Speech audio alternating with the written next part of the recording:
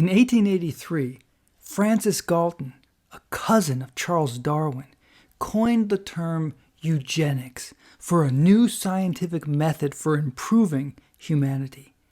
Its goal was to ensure the passing on of good genes, those that promoted natural ability and mental power and capacity, and to prevent bad genes from continuing. This was science for the common good, for the national good, and for the good of the species, it was argued. Now, these ideas spread widely and were influential through the first half of the 20th century. And we can see them active in regions as far and wide as Europe and the United States, Latin America, Japan, China.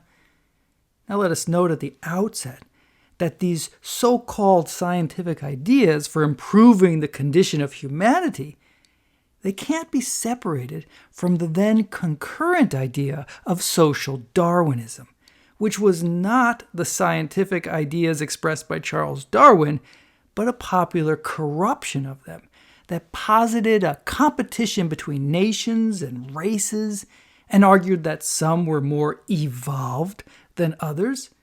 And this then justified the prevailing racism that existed in the United States and assumed as a matter of scientific fact the supremacy of one race over every other.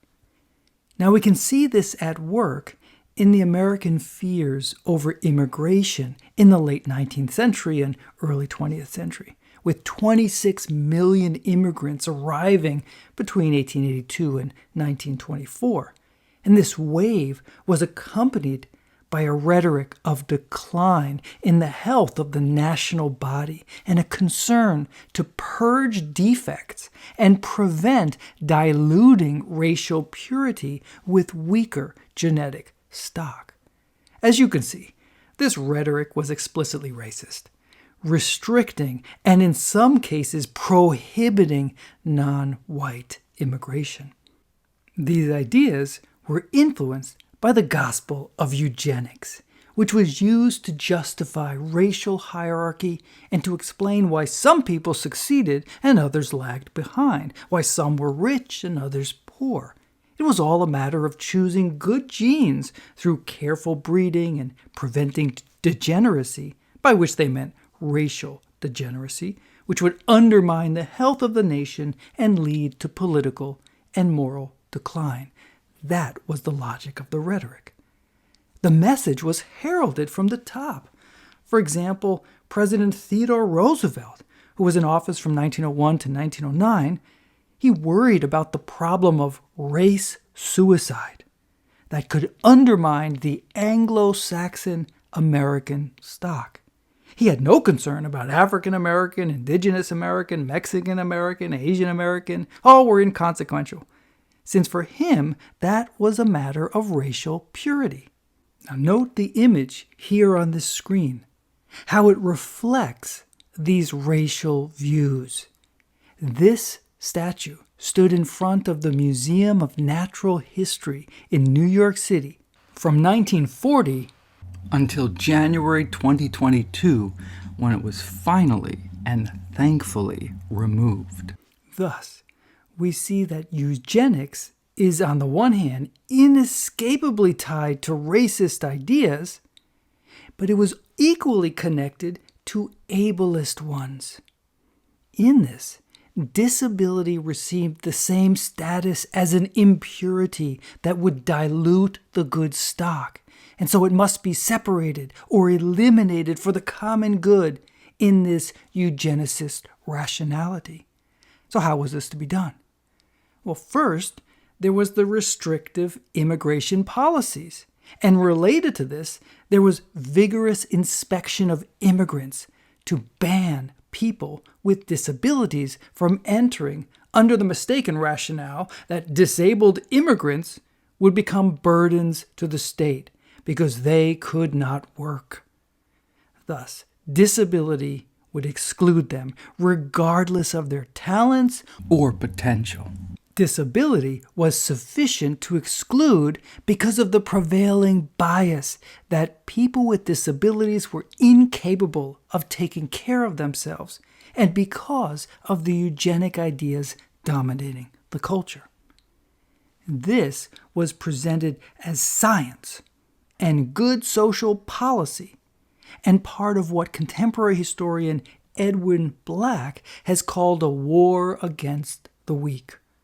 Scientists classified the normative and ideal human form and sought to reduce or eliminate the non-normative, those deemed insufficient and defective. This led to another dimension of the eugenicist project: forced sterilization. As we have seen, institutions were a common locus for disability, and this proved convenient for the eugenics project in its effort to sterilize the non-normative. Some 65 to 70,000 Americans were forcibly sterilized by the mid-20th century, though the actual number may be higher still. And this was seen as a compassionate response to the problem. Now, this project was brought to the U.S. Supreme Court in 1927 in the case of Buck versus Bell. In 1924, Carrie Buck was committed by her foster family to the Virginia Colony for Epileptics and Feeble-Minded. That's the name at the time. She was categorized as, again, in terms of the time, feeble-minded, incorrigible, and promiscuous because she had given birth to a child, a daughter, labeled illegitimate, though Carrie stated that she had been raped. Carrie's mother was also incarcerated in the same institution, and their superintendent, Dr. J.H. Bell, ordered her to be sterilized, and this case was brought to the U.S. Supreme Court in 1927 to test the legality of sterilization.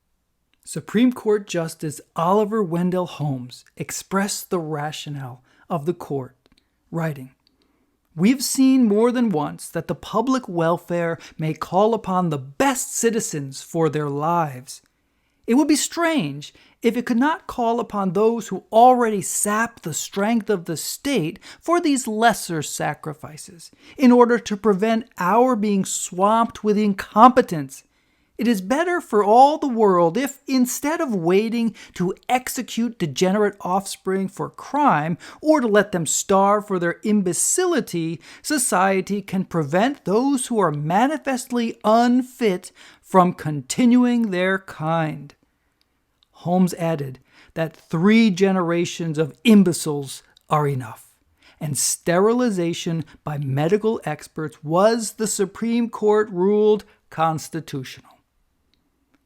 The most prominent American voice on the topic was Harry Laughlin, who was superintendent of the Eugenics Record Office from 1910 until it closed down in 1930. He advocated both for the restrictive immigration policies and for sterilization to ensure that good genes prevailed for the health of the nation, spreading this message through books and articles and speaking engagements and national and international conferences. And such ideas took root far beyond the United States. One political leader who was captivated by this program for ensuring racial purity and national power was Adolf Hitler, whose 1933 law for the prevention of genetically diseased offspring led to the forced sterilization of 400,000 people under the Nazi regime, and later the execution of 200,000 people with disabilities in the Nazi effort to preserve the master race, condemning those with disabilities as unproductive eaters with lives not worth living. They were purged in the Nazi vision to strengthen by strategic genetic engineering and the removal of disability. This is the most brutal expression of ableism, but as we have seen, the roots of these ideas long predate the Nazis.